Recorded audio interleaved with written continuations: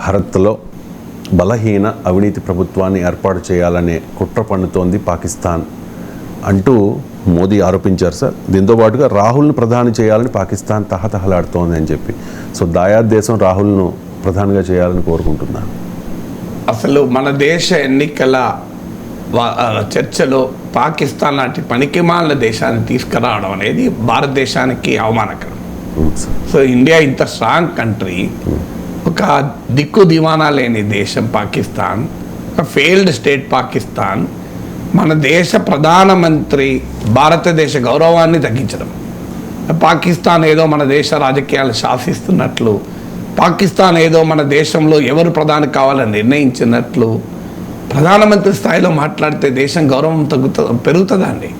అసలు పాకిస్తాన్ ఏంటంటే అదొక దిక్కు వారి దేశంలో ఎవరు ప్రధాని ఉండాలని నిర్ణయించుకోలేని ఒక దయనీయమైన పరిస్థితిలో, రాజకీయ ఆర్థిక సుడిగుండంలో ఉన్నటువంటి దేశం మన దేశ ఎన్నికల్ని శాసించగలుగుతుందా? మన దేశంలో ఎవరు ప్రధాని కావాలని శాసించగలుగుతుందా? ఇది అండర్మైనింగ్ ఇండియా స్ట్రెంగ్త్. నా భారతదేశం ఎంత గొప్ప దేశం అండి.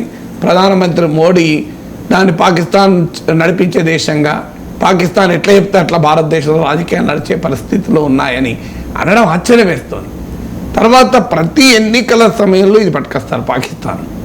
ఇది 10 ఏళ్ళ అధికారంలో ఉన్న ప్రభుత్వం, మేము చేసాం ప్రజలకు, మా వల్ల మంచి జరిగితే ఓటేయండి అని అడగాల్సింది పోయి ప్రతి ఎన్నికల్లో హిందూ ముస్లిం పాకిస్తాన్ ఇదే చర్చ. అంటే ఎన్నికలు వస్తే పాకిస్తాన్ గుర్తొస్తాయి, ఎన్నికలు వస్తే రోహింగ్యాస్ గుర్తొస్తాయి. మీరు జిహెచ్ఎంసీ ఎన్నికల్లో రోహింగ్యాల గురించి మాట్లాడారు, ఇప్పుడు రోహింగ్యాల గురించి ఎక్కడ మాట్లాడుతున్నాడు ఎందుకు అమిత్ షా? సో విచిత్రంగా ఉంటుంది. ఎందుకు మధ్యలో రోహింగ్యాలకు ఇల్లు కట్టిస్తామని కేంద్ర ప్రభుత్వం నిర్ణయించింది. ఇక్కడ జిహెచ్ఎంసీ ఎన్నికల్లో రోహింగ్యాల గురించి అంత తీవ్రంగా మాట్లాడి ఢిల్లీలో కేంద్ర పట్టణాభివృద్ధి మంత్రిత్వ శాఖ రోహింగ్యాలకు పర్మనెంట్గా ఇల్లు కట్టిస్తామని ప్రతిపాదన పెట్టింది. దానిపైన పెద్ద వివాదం అయ్యాక ఆపారు.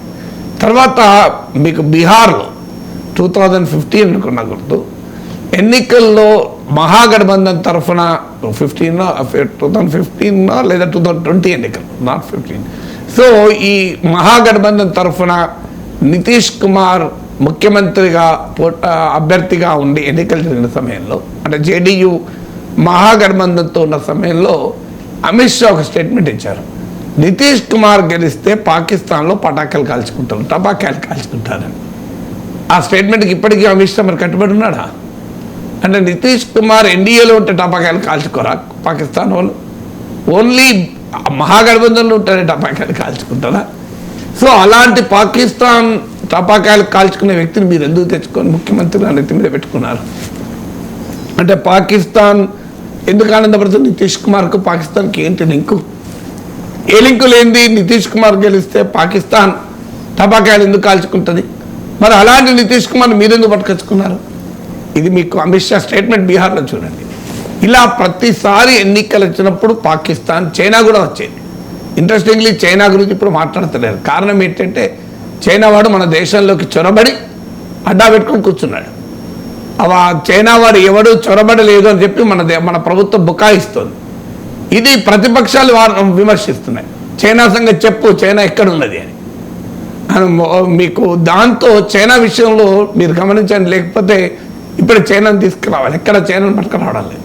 ఇప్పటివరకు ఈనాటి వరకైతే తేలే, భవిష్యత్తులో తెస్తారు. ఎందుకంటే చైనా విషయంలో government is on the defence. China అందువల్ల పాకిస్తాన్ పట్టుకొస్తున్నారు. అసలు పాకిస్తాన్ ఏంటంటే వాడి దేశం వాడు చూసుకునే పరిస్థితిలో లేదు. అలాంటి దేశాన్ని మన దేశ ప్రజాస్వామిక రాజకీయ చర్చల్లో ఎన్నికల్లో తీసుకురావడం అనేది ఇట్టి పరిస్థితుల్లో దేశ గౌరవాన్ని ఇనువడింపచేయదు.